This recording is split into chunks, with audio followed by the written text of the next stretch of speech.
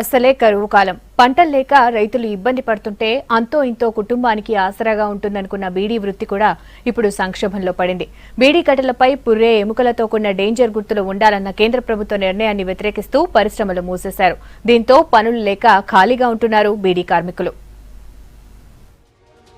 బీడీ కార్మికులకు ఉపాధి లేదు. కరువు కాలంలో కొండంత ఆసరాగా ఉంటుందనుకున్న బీడీ తయారీ పరిశ్రమ సంక్షోభంలో పడింది. ఉత్తర తెలంగాణలో అతిపెద్ద ఉపాధి రంగంగా ఉన్న బీడీ పరిశ్రమలో ఇప్పుడు ఆకలి కేకలు వినిపిస్తున్నాయి. బీడీ కట్టెలపై 85% పుర్రే డేంజర్ గుర్తులను ముద్రించాలని 727E జీవోను విడుదల చేస్తూ ఏప్రిల్ 1 నుంచి అమల్లోకి తెచ్చింది కేంద్రం. ఈ నిర్ణయాన్ని వ్యతిరేకిస్తూ నెల రోజుల నుంచి పరిశ్రమలను మూసేశాయి కంపెనీలు.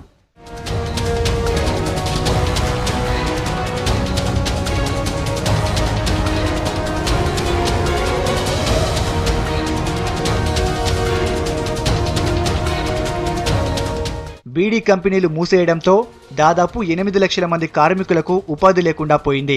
ఇందులో ఎక్కువ మంది కార్మికులు దినసరి కూలీలుగా పనిచేస్తున్నారు. ఈ బీడీ కార్మికుల్లో మహిళలు ఎక్కువగా పనిచేస్తున్నారు. మగవారి ఆదాయానికి తోడు ఆడవాళ్లు ఇంట్లో బీడీలు చుట్టి సంపాదించే ఆదాయం ఆ కుటుంబానికి ఎంతో ధీమానిచ్చేది. నెల రోజుల నుంచి బీడీల తయారీ ఆగిపోయింది. దీంతో బయటకు వెళ్లి కూలీ పనులు చేద్దామనుకున్నా పని దొరకడం లేదంటున్నారు కార్మికులు. 15,000-2,000 వస్తాయి డబ్బులు. బాగా కష్టం. మేము కిరాయి ఉండి బతకాలి వాటి ఇద్దరం కూలి పని చేసుకుంటోళ్ళము. ఇప్పుడు నెల నుండి బాగా కష్టం అవుతుంది. మాకు పనులు లేక డబ్బులకు కిరాయి కట్టుకోవడము అదొక మాకు తోడు. పిల్లలకి దేనికైనా ఖర్చులకు ఇంటి అవసరాలకు ఉపయోగపడతాయి కదా. రోజు 600-700 చేస్తాము. మా భర్త లేడు. నాకు పెళ్ళి అయ్యే బిడ్డ ఉన్నది. ఒక భర్త పింఛనే వస్తుంది, ఇంకా వేరే పింఛన్ వస్తలేదు. మరి ఇట్లా ఇవి ఇంత బంద్ చేస్తే ఎట్లా బతకాలి సార్ చెప్పు. అందుకే నేను బాధ కొద్ది ఇప్పుడు నెలంతా బంద్ ఉన్నందుకు మస్తు బాధ అనిపిస్తుంది. ఇప్పటికే చిన్న సిగరెట్ల ప్రభావంతో బీడీ పరిశ్రమ అంతంత మాత్రంగానే నడుస్తుంది. కొత్తగా పుర్రే ఎముకల గుర్తులతో పరిశ్రమను నడపడం కష్టంగా మారిందంటున్నారు బీడీ కంపెనీల యజమానులు. ప్రభుత్వం తీసుకున్న నిర్ణయాన్ని వెనక్కి తీసుకోవాలని ఫిబ్రవరిలో 10 రోజుల పాటు సమ్మె చేశారు. ప్రభుత్వం స్పందించకపోవడంతో పరిశ్రమను నడపలేమంటూ తయారీని నిలిపివేశారు. కార్పొరేట్ కంపెనీల ప్రయోజనాల కోసం ప్రభుత్వం తమను చిన్నచూపు చూస్తుందంటున్నారు బీడీ కార్మికులు. నెల రోజుల బట్టి కార్మికులు ఊరికేనే ఉన్నారు. వాళ్ళకి ఎట్లా వెళ్ళాలా? దాన్ని తగ్గట్టు ఏదైనా గవర్నమెంట్ చూపించాలి కదా. లేదు సరే ఇదొకటి వేసిందని అంటాం, మరి మద్యపానానికి కూడా వెయ్యాలి కదా. మరి దానికో రకంగా దీనికో రకంగా గవర్నమెంట్ ఇట్లా పెట్టడం ఇదైతే కరెక్ట్ కాదు. దీనికి కష్టమైన నిష్ఠూరం అయినా మాకు ఇది బీడీ కంపెనీ తెరిపించాలి. మాకు పని ఇది కల్పించి మేము చేసుకుంటాం అంతే.